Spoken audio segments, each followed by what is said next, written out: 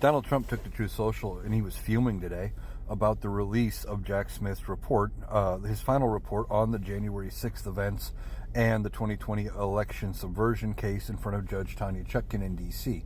Now, Jack Smith was required to release a final report either after the trials had concluded or whenever the investigation had wrapped up. Well, the investigation has wrapped up because he was forced to just get the cases dropped because Donald Trump is the incoming president and you cannot arrest and charge a sitting president. Well, Jack Smith was just doing his job in releasing these reports, but Donald Trump was fuming about it, of course, calling him deranged Jack Smith, which is one of his favorite words for Jack Smith. Usually he says deranged about a lot of people, deranged or crazy. Anyway, and he was talking about this report and, well, how of course Jack Smith released one of his fake reports. Well, it wasn't fake. That was all the evidence against him.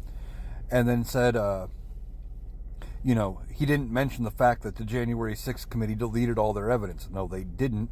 They deleted their copies of the evidence. There were other copies of that evidence out there, but of course Donald Trump doesn't care about the actual facts. He can spin it into a good narrative.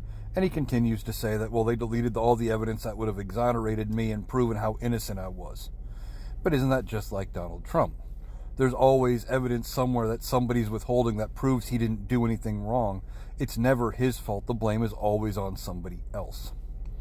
And he just continues on and talks about how it was actually Nancy Pelosi's fault for January 6th. No, it wasn't. And as far as the tampering with the fake electors and all of that, Nancy Pelosi had no part in that. That was all Donald Trump and his cronies. And he just was ranting and raving about it. Now, I have not had a chance to read the entirety of the report, but parts of it say that Jack Smith believes, based on the weight of the evidence alone that was in the report that was going to be considered admissible evidence, that he had enough to secure a conviction against Donald Trump, and he was only unable to take it to trial because Donald Trump won the presidency.